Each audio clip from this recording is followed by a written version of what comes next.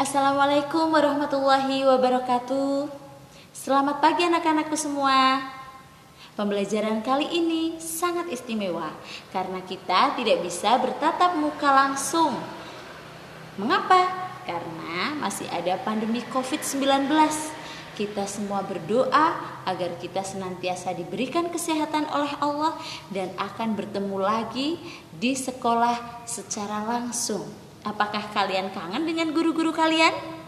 Ya, ibu juga kangen dengan anak-anakku yang setiap kali kita bertemu untuk belajar bersama.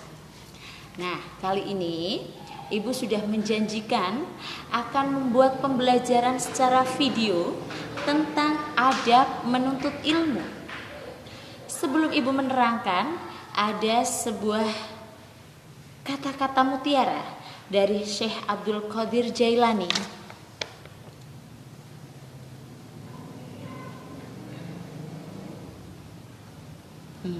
Sudah bisa dipahami? Beliau mengatakan, aku lebih menghargai orang yang beradab daripada orang yang berilmu. Kalau hanya berilmu, iblis pun lebih tinggi ilmunya daripada manusia. Dari kata-kata Syekh Abdul Qadir Jailani ini sudah jelas dan sangat terpampang nyata bahwa adab lebih kita utamakan. Setelah kita beradab, baru kita bisa memiliki ilmu yang tinggi. Untuk apa kita memiliki ilmu yang tinggi tetapi tidak mempunyai adab? Ya, di sini ibu akan sedikit menerangkan tentang adab menuntut ilmu. Ada banyak hal yang perlu diperhatikan ketika kalian menuntut atau mencari ilmu. Banyak pepatah mengatakan carilah ilmu sampai ke negeri Cina. Ada juga yang mengatakan menuntut ilmu dari lahir sampai kita meninggal dunia. Begitu pentingnya ilmu bagi kita, bagi umat manusia, tetapi adab juga harus kita perhatikan. Orang yang beradab akan dihargai, dan orang yang beradab dan berilmu akan lebih bermanfaat untuk orang yang banyak. Sekarang perhatikan baik-baik. Adab menuntut ilmu ada banyak yang harus diperhatikan. Yang pertama, mengikhlaskan niat dalam menuntut ilmu. Nah, anak-anakku sekalian, kalian harus punya niat kepada Allah, niat yang ikhlas, niat yang tulus untuk menuntut ilmu. Ketika kalian bersekolah, di dalam kelas, bertemu guru, kalian niatkan untuk Allah, kalian niatkan untuk ibadah. Maka kalian punya niat yang ikhlas. Dan yang kedua, rajin berdoa kepada Allah, memohon ilmu yang bermanfaat. Apakah ada ilmu yang tidak bermanfaat? Banyak. Ilmu yang bermanfaat yang berguna untuk orang lain. Contohnya, profesi sebagai guru, profesi sebagai dokter, profesi sebagai masinis, profesi apa saja yang halal, pasti orang-orang itu mempunyai ilmu. Sedangkan ilmu yang tidak bermanfaat adalah orang yang punya ilmu tetapi tidak mempunyai penghargaan sama sekali di mata masyarakat. Na'udzubillah, tsumma na'udzubillah. Yang ketiga, bersungguh-sungguh dalam belajar dan selalu merasa haus ilmu. Nah, perlu kalian camkan anak-anakku. Bersungguh-sungguh dalam belajar meskipun kita merasa kesulitan, kesusahan, tetapi kita harus yakin bahwa kita bisa. Kalian harus punya sifat optimis. Dan yang keempat, menjauhkan diri dari dosa dan maksiat dengan bertakwa kepada Allah Subhanahu wa Ta'ala. Setiap kali kalian menuntut ilmu, kalian menjauhkan diri dari dosa. Contohnya, di saat kalian ulangan, pasti akan ada ulangan di setiap materi yang disampaikan oleh Bapak Ibu guru kalian. Nah, ketika ulangan itu kalian harus berusaha sendiri. Kalian harus punya rasa percaya diri dan kalian tidak boleh mencontek. Nilai 100 dengan hasil contekan orang lain tidak akan merasa puas. Sedangkan nilai 70 karena kalian mengerjakan sendiri, kalian pasti akan merasakan puas dan bahagia. Camkan itu ya. Yang kelima, tidak boleh sombong dan tidak boleh malu dalam menuntut ilmu.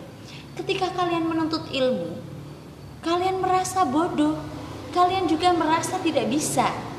Ketika ada Bapak Ibu guru kalian masuk ke kelas menerangkan matematika, materi pecahan, materi desimal, materi persen, kalian tidak paham, angkat tangan.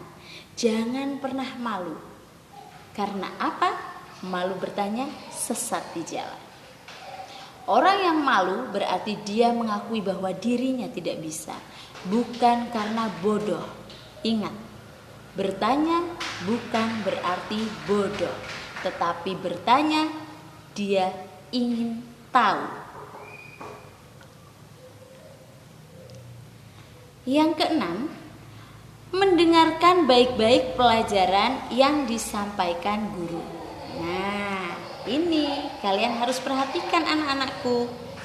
Setiap kali pelajaran yang disampaikan, entah itu pendidikan agama Islam, entah itu bahasa Indonesia, entah itu PKN, entah itu tema 1, tema 2, subtema berapapun, ketika kalian tidak mendengarkan, maka jangan harap kalian paham. Tetapi ketika seorang guru menerangkan dan kalian benar-benar menyimak, memperhatikan dan mendengarkan, ibu yakin kalian pasti akan paham dan kalian akan tahu apa maksud yang diajarkan. Selanjutnya dalam adab menuntut ilmu. Yang ketujuh, diam ketika pelajaran disampaikan. Banyak sekali bu guru temui di dalam kelas, ketika seorang guru mengajar, kalian tidak memperhatikan. Kalian hanya sibuk dengan ocehan kalian sendiri, dengan teman sebangkunya, bermain pensil, bermain kertas, bermain penghapus. Padahal kunci dari adab menuntut ilmu yaitu diam ketika pelajaran disampaikan. Mengapa harus diam? Karena ketika kita diam, maka kita berkonsentrasi mendengarkan apa yang telah diucapkan, apa yang telah disampaikan oleh Bapak Ibu guru. Yang kedelapan, berusaha memahami ilmu yang disampaikan. Setelah kalian diam, mendengarkan apa materi yang diajarkan, kalian berusaha memahami, oh ternyata ini pecahan, caranya begini, oh ternyata ini tentang adab menuntut ilmu, oh berarti aku ada kekeliruan. Nah, kalian harus bisa berusaha memahami ilmu yang telah disampaikan oleh Bapak Ibu guru kalian. Dan yang kesembilan, menghafalkan ilmu yang disampaikan. Setelah kalian berusaha memahami, maka dengan mudah kalian menghafal. Ingat itu, kalian pahami dulu, baru kalian menghafal. Karena kalau menghafal dulu, pahamnya belakangan, maka ilmu itu tidak berkesinambungan, tidak kontinu, ya. Dan yang ke-10, mengikat ilmu atau pelajaran dengan tulisan. Setelah Bapak Ibu guru kalian menerangkan, kalian memahami, kalian menghafal, kalian tulis di dalam buku, kalian tulis di atas kertas, agar apa yang ilmu diajarkan Bapak Ibu guru terserap dan tidak lupa karena ada memori di atas kertas. Yang ke-11, mengamalkan ilmu yang telah dipelajari. Oh, aku hari ini belajar tentang adab menuntut ilmu. Nah, Sekarang aku ingin mengamalkannya. Bagaimana cara mengamalkannya? Ketika kalian di dalam kelas. Karena ini masih masa pandemi COVID, maka kita tidak ada pembelajaran di dalam kelas secara bersama-sama. Kalian bisa mengamalkannya di madrasah, karena madrasah sudah mulai terbuka. Di majelis taklim juga kalian sudah bisa mengamalkan tata cara menuntut ilmu atau adab menuntut ilmu. Dan yang terakhir 12, berusaha mendakwahkan ilmu. Nah, kalau yang ini agak repot, agak kesulitan, tapi sedikit pun ilmu yang kita miliki, kita bisa menularkan, kita bisa menyampaikan kepada teman sebaya kita. Ketika ada guru yang menerangkan dan teman kalian ribut sendiri, ngobrol sendiri, kalian yang sudah tahu adab menuntut ilmu, maka kalian bisa menegurnya dengan baik-baik. Hei, jangan ribut di dalam kelas, karena Bapak Ibu guru sedang menyampaikan pelajaran. Nah, demikian adab tentang menuntut ilmu. Ada 12 adab menuntut ilmu. Dan tadi ada kata-kata yang sangat bagus dari Syekh Abdul Qadir Jailani yang isinya tentang aku lebih menghargai orang yang beradab daripada orang yang berilmu. Ingat itu. Mengapa demikian? Karena adab adalah sopan santun dan harus dimiliki oleh setiap manusia. Kalau hanya berilmu, iblis pun lebih tinggi ilmunya daripada manusia. Nah, itu kata dari Syekh Abdul Qadir Jailani. Setelah kalian menyimak video ini, Ibu akan memberikan 1 atau 2 pertanyaan yang kalian harus dijawab. Dan nanti jawaban kalian bisa ditulis di kolom komentar, ya. Ingat itu. Pertanyaannya, yang pertama, ada berapa adab menuntut ilmu yang sudah Ibu terangkan di video ini? Dan yang kedua, apa kata nasihat dari Syekh Abdul Qadir Jailani tentang adab? Nah, 2 pertanyaan yang harus kalian jawab.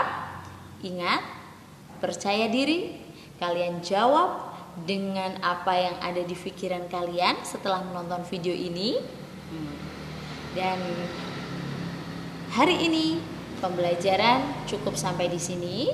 Nanti ketemu lagi kita di episode berikutnya, karena anak-anak ini kelas 6. Nanti Ibu akan membuat video tentang Quran surat Al-Kafirun. Ditunggu ya. Terima kasih. Wassalamualaikum warahmatullahi wabarakatuh.